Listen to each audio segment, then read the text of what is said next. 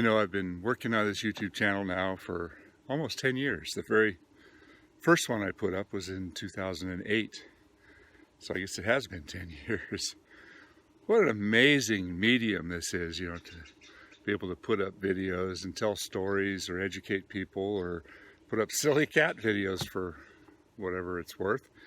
But the world has changed in so many ways. And in my lifetime, you know, I'm going to be 65 this year. In December, I'll be 65. And I look back and I think of all the changes that have gone on, all the amazing changes. You know, when I was a kid, I used to think about the future. And I used to watch, you know, I used to read Dick Tracy comic books. And there was this thing in there where he had this two-way wristwatch.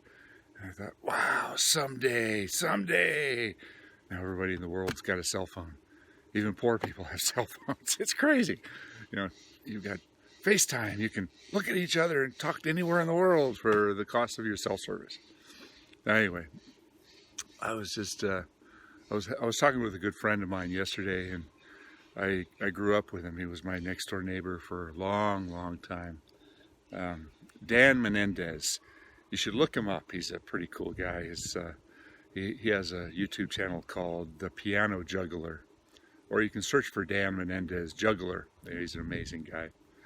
But we were talking about our childhood and some of the things that we used to do.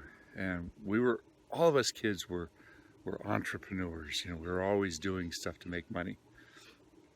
I don't know about you, but I never got an allowance. I always had to pay my own way. So if I wanted anything, I had to figure out ways of doing it. And Dan reminded me of something that we used to do. It was kind of funny. Back in the day when I was a kid, all bottles for Coke bottles were returnable. And you would get 5 cents for the small ones and 10 cents for the big ones. Which doesn't sound like a lot of money today, but back then, I mean, minimum wage was less than $1 an hour.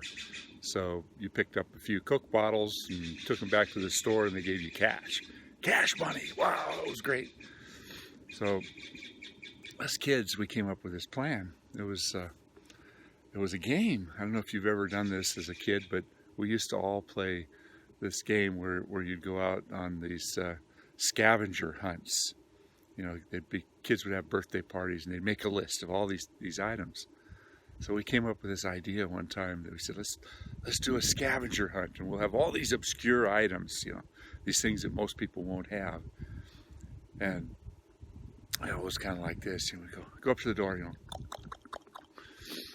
Hi, we're on a scavenger hunt, and you know, we got our paper here and our list of things. Do you have a skeleton key? You know, nobody'd have a skeleton key. Do you have something else obscure? We went down the list and we'd go and the last thing we'd say, how about Coke bottles? Do you have any Coke bottles? And most people say, oh yeah, we've got some. Here, take one for your brother too. So we'd put them in the wagon, we'd go door to door and we'd gather up Coke bottles that way and then take them to the store and cash them in. I know that was a little bit lame, but you know, you make your way in life, and I kind of lost the point of this whole conversation. So anyway, I'm having a lot of fun with these YouTube videos. I really appreciate everybody, you know, staying tuned and staying connected. But the point of this initial opening is the changes that have happened in my life. And if you're younger and you've always lived with computers and technology, what's your future going to be like? What's going to be happening to you when you're my age? And if you are my age or older and you can laugh at this, you probably remember some of these things. And I appreciate all of you viewers. I appreciate every one of you that subscribes to my channel. I appreciate all the comments. And there's a lot of you guys and women out there that comment consistently. You know, I see the same names coming up over and over. And, you know, I try to respond to as many as I can, but sometimes I get a little busy or too many come through at once. So anyway, keep the faith. I'm going to keep this going as long as I can.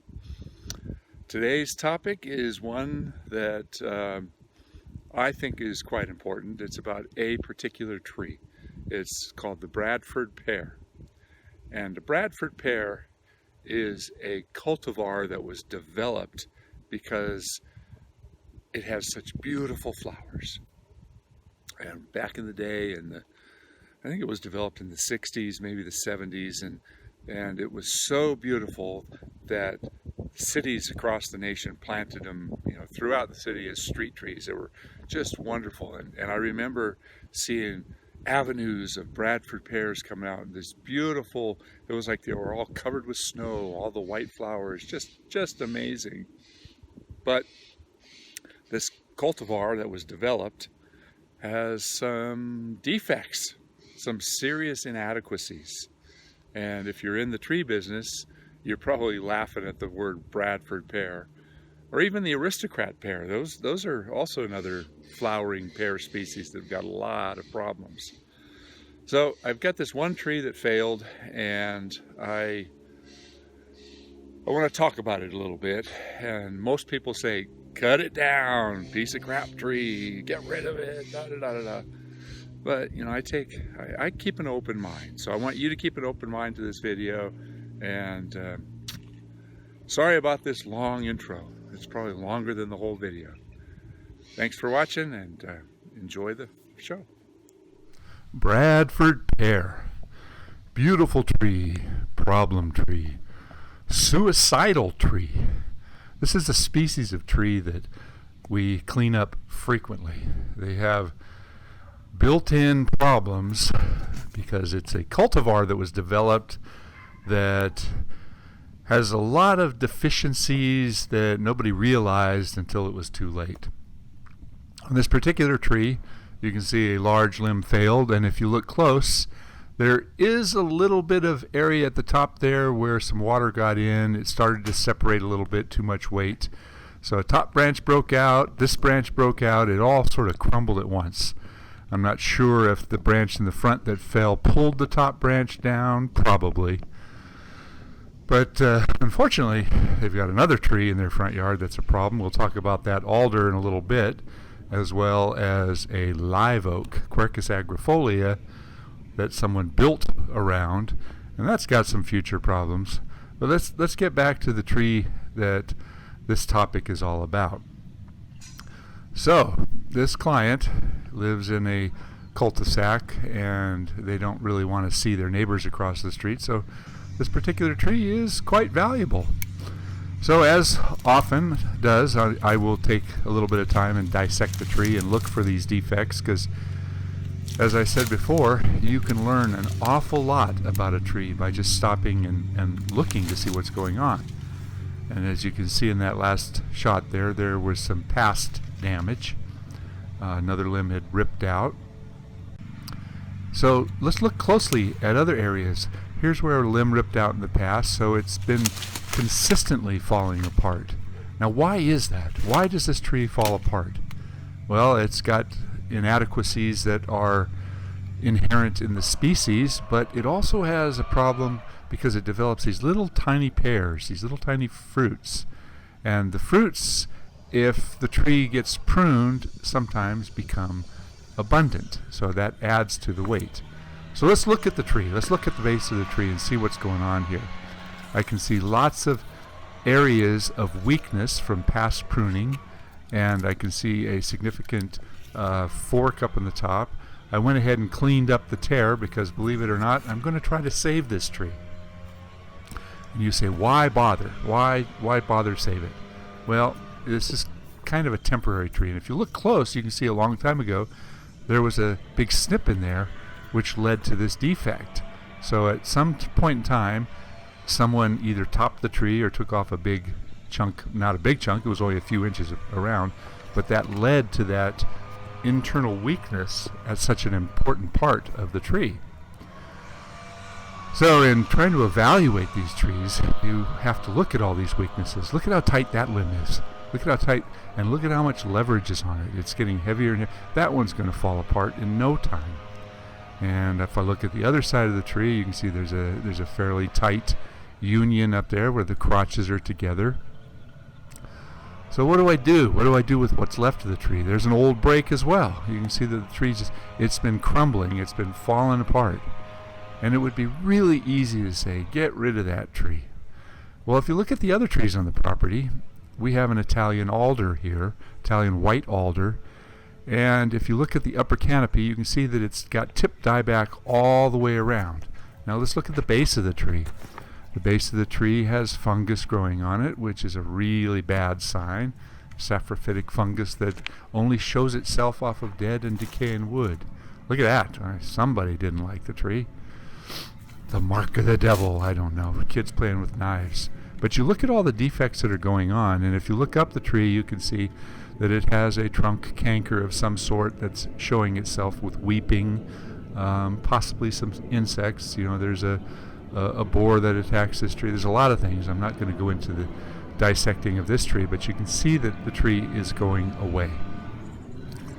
The woman wanted to know, what can we do to save the tree? And I said, it's just live with it until it's too far gone.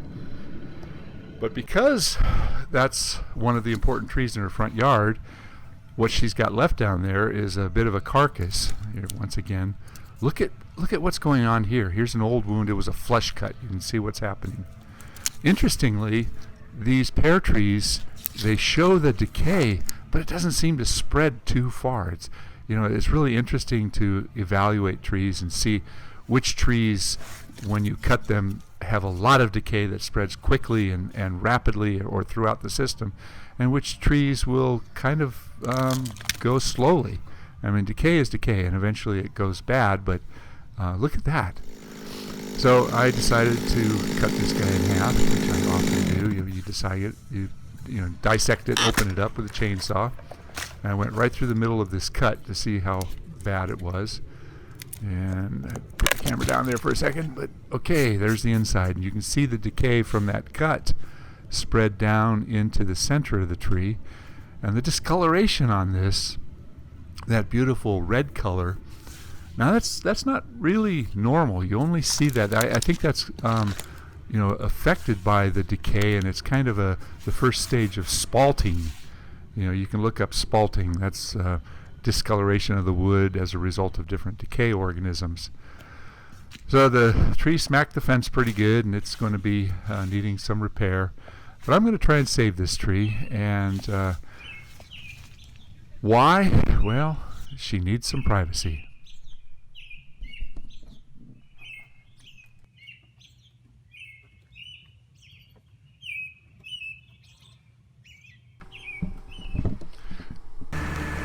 At this point I want to talk about a term that I refer to as a temporary tree.